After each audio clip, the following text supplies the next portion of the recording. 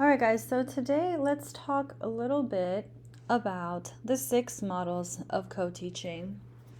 This is a training that's done by Teacher for Teachers Education Consulting. If you want to know more, please check out my website. So if we look at our 6 models of co-teaching, we can look at the picture right here, and you can kind of start to visualize what each of these methods might look like in your classroom. We're going to talk through them one by one, and I'll talk a little bit about the advantages and disadvantages, or like some ways of using or not using the different methods. The 6 different methods or models are 1 teach, 1 observe, 1 teach, 1 assist, station teaching, parallel teaching, alternative teaching, and my absolute favorite from my years of co-teaching, which is team teaching. Let's look at the first model. This first model is called 1 teach, 1 observe. When we look at kind of like a definition of this, we would talk about 1 teacher teaching and the co-teacher observing the class, a specific group of students, or perhaps even just a specific student. So as you see in the model, the main teacher would be in the front of the room. All the pupils are looking at that teacher, and the co-teacher is in the back at a desk watching the students. Some ways that I have used this in the past would be to gather class data. So maybe you're wondering why everyone is struggling with accessing notes during a test. Maybe that's just something that you want to look for. Or maybe you're noticing that 4 kids are constantly talking, but you can't figure out who's starting the talking, what are they actually talking about, what time of class are they talking, like during what activities are they talking about, off-task comments, etc. One important thing is that both teachers should be in charge of collecting this data, and that both teachers should be deciding on what data they want to take and how to collect the data. So again, the same teacher shouldn't be the person in front at all times. They should switch off so that you're getting more valid data as well, that you're both observing for the same thing. This model should not be used daily. We shouldn't just be watching our classes every day and seeing how the other teacher's doing. It should definitely, though, be used for specific purposes every once in a while, if necessary. The next model we're going to talk about is 1 teach, 1 assist.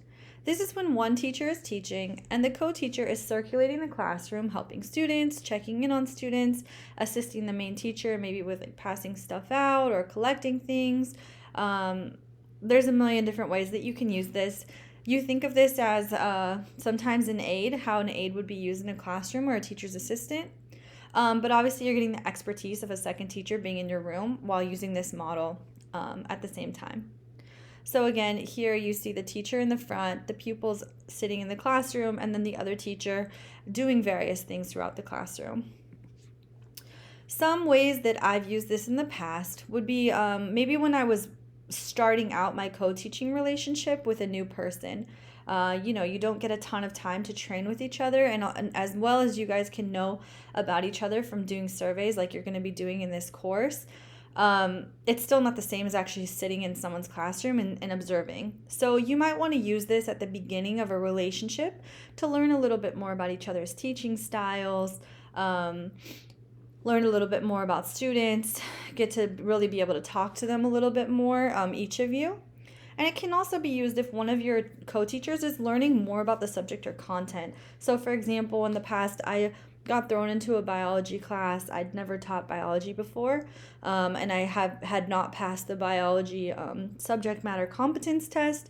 So for me, there were specific lessons when maybe our planning time was cut a little short, where I wasn't able to see the lesson ahead of time, and I needed to really understand what the lesson was before I'd be able to help the main teacher work on this. So that's a time when this might be a good strategy. It shouldn't be used daily. It should be used for specific purposes sparingly, and it is also important that if you're using 1 teach, 1 assist, that both teachers switch off being the main teacher. The other problem that you're going to have with this is if it's the same teacher always in front and the other teacher always assisting, the students are not going to think anything different of you than any other assistant that comes in the class. So let's say the content teacher is absent for a day, and they're typically the one in front, or vice versa. Let's say you, as the special education teacher, is typically the one in front, and you're gone for a day. The other teacher is going to have a lot of trouble with that class if all they're ever doing is assisting when the other teacher is not there. Let's look at our next method, station teaching. So in station teaching, both teachers are facilitating instruction and activities through the use of small group stations. This is another one of my favorite methods. I use this all the time, whether I have an assistant in my room or I'm co-teaching, or even when I'm teaching by myself. I just think that you can super effectively meet a lot of different students' needs when you do station teaching. Basically, some ways that I like to use it are breaking my big class into different groups, differentiated learning levels, or even maybe just types of activities for processing information. It's a great way to work with small groups on targeted activities. It should be used as honestly as often as possible. So some ways that I've used station teaching in some math support classes is honestly to break my class into smaller groups, because I typically work with intervention math students, and one class, even with only 15 students in it, is still often too big for them to really effectively learn new input. So one way that I've used it is one station is working on review, one station is working on new input, and one station is working on some form of practice related to this new input. So this has been a really nice way to break my class into smaller groups and make sure that kids are getting what they need in the size of group that they need it, or in the way that they need to get it in order to learn. Some things like ways not to use it, or just ways that it can get a little messy sometimes, is it can get tricky if you have a really large class. So for example, one of my Algebra 1 classes that I co-taught was 37 students. It was a normal size classroom. There was not enough space for us to do stations without students kind of falling on top of each other. We were able to kind of work it out by the end of the year and figure out the best ways of doing it, but you definitely have to logistically figure out how to do it best when you have these really large classes. If you do have the use of a separate classroom, that's another thing you can do, but do remember that you're going to be losing time with traveling from one station to another if you are using a separate classroom.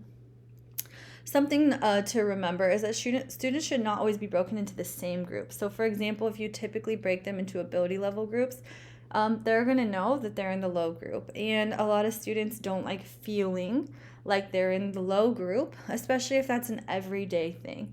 So the groups should be varied. They should be broken into different types of groups frequently, so that students are not feeling like stations is a negative thing for them.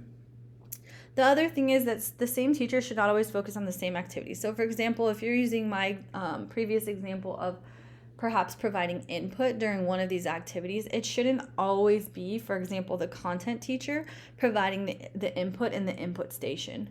Both co-teachers should be in charge of different activities within this, again, to kind of keep each other valid as essential teachers in the classroom.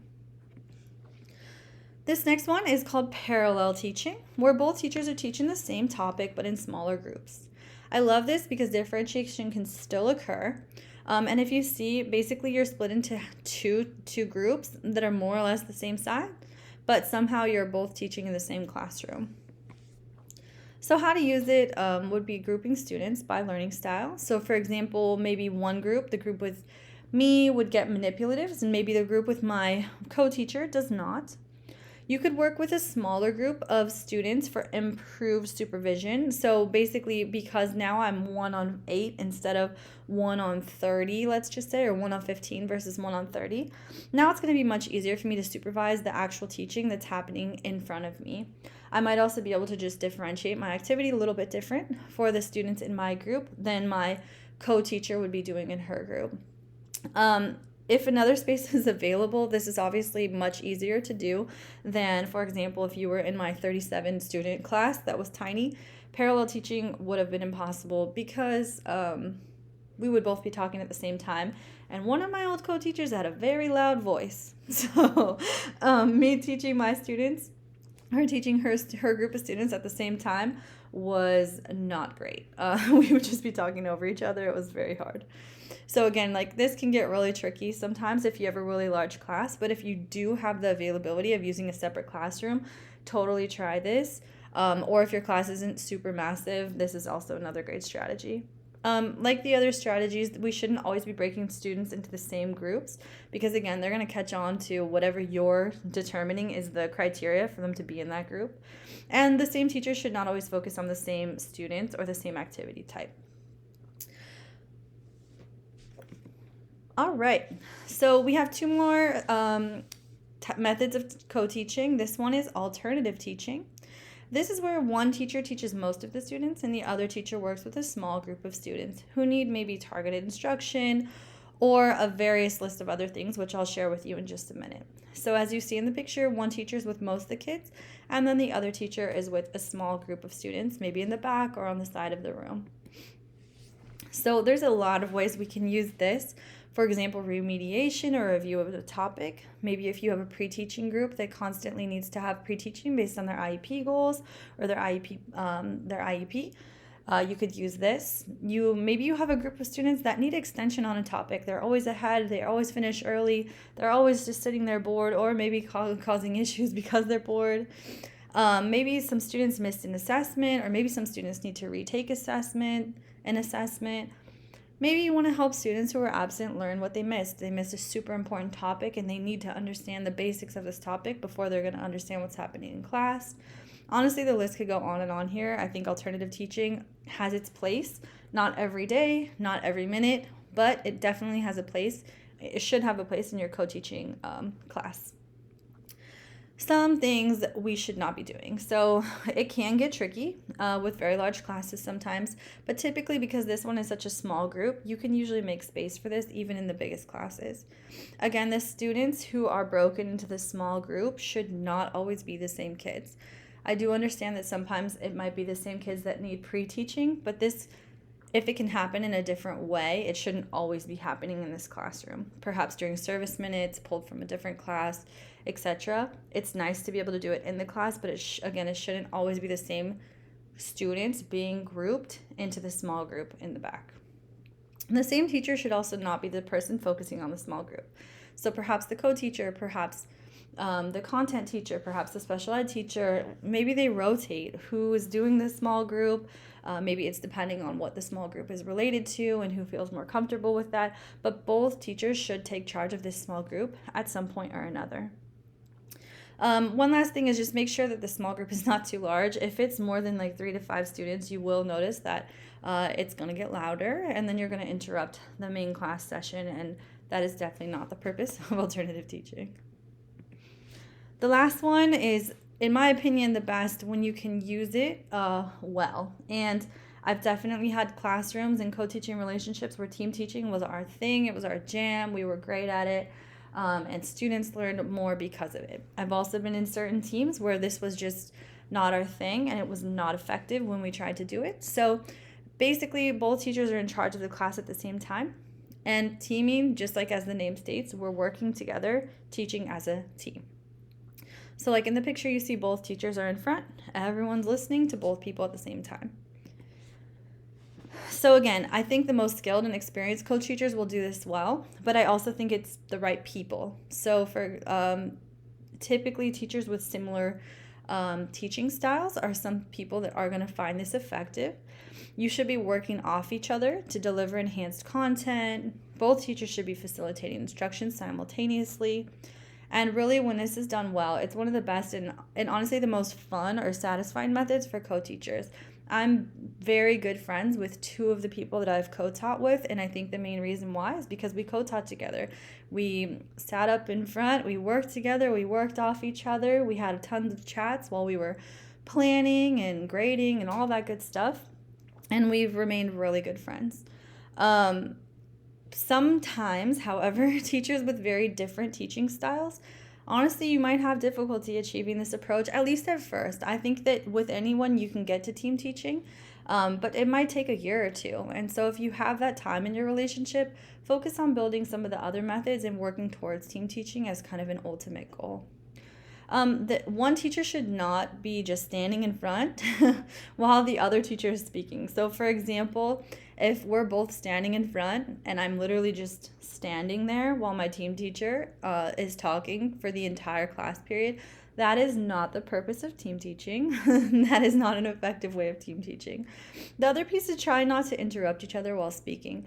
I will say that this kind of depends on the relationship. So again, with two of my co-teachers in the past, we've had really great relationships and we have been able to correct each other. So for example, like in that biology class, in my algebra class, every once in a while, one of us would make a mistake, or we'd subtract instead of add, or we'd use the wrong ecosystem, or whatever it may have been. And if you have a good relationship, I think it's perfectly fine, as long as both of you have agreed upon it beforehand, to go ahead and correct each other. However, I wouldn't start with this if that relationship and that trust is not already built. And I would make sure to just both of you be on the same page with how correcting each other should look if you're going to be doing it in front of the class. So as you can see, we've covered the 6 models of co-teaching. We haven't talked about planning yet. And with all of these, there's definitely different levels of co-planning that are involved. But hopefully you've seen a nice little overview of the different methods and models of co-teaching. If you have comments, questions, please be sure to put them in the chat or in the comments section so that I can answer your questions as they come. Thank you so much for watching my video.